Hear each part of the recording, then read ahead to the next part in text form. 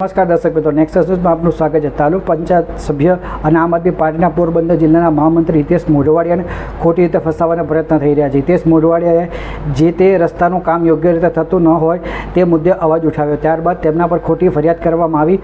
રોડનું કામ સુધારવાની જગ્યાએ અને કોન્ટ્રાક્ટરને આદેશ આપીને કામ સારું કરવાની જગ્યાએ એ લોકોને રાખી આખી વાતને ઉલટાવી નાખી અને હિતેશ મોઢવાડિયા પર ખોટી ફરિયાદ કરી।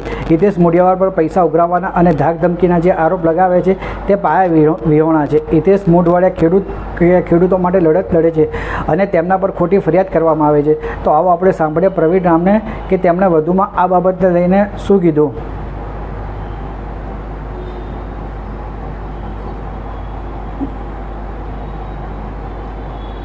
મિત્રો, ગઈકાલે પોરબંદરના આમ આદમી પાર્ટીના જિલ્લાના મહામંત્રી હિતેશભાઈ મોઢવાડિયા ઉપર ખોટી રીતે ફરિયાદ કરી અને એને દબાવવાના પ્રયત્નો થઈ રહ્યા છે।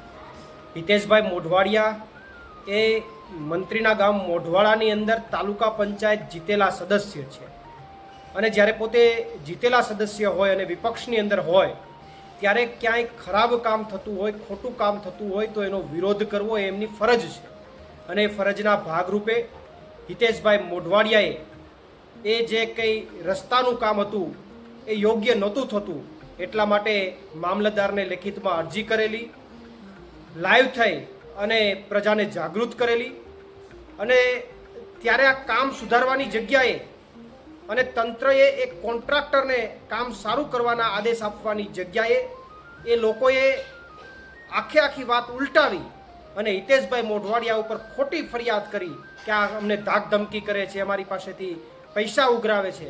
અરે ભલા માણસ, તમારી પાસેથી પૈસા ઉઘરાવતા હોય તો એને લાઈવ થવાની ક્યાં જરૂર આવે? એને મામલતદારમાં આવેદન આપવાની ક્યાં જરૂર આવે? પણ આ રીતે એમને ખોટી રીતે ફસાવવા માટેનો જે પ્રયત્ન થયો છે, કારણ કે હિતેશભાઈ મોઢવાડિયા ખેડૂતો માટે લડે છે, ખેડૂતો માટે અવાજ ઉઠાવે છે। મોઢવાડામાં તાલુકા પંચાયતમાં સદસ્ય તરીકે જીતીને આવ્યા છે। એ હજમ ન થતું હોવાથી એમની ઉપર ખોટી ફરિયાદ કરી અને એમને ફસાવવાના પ્રયત્નો થયા છે।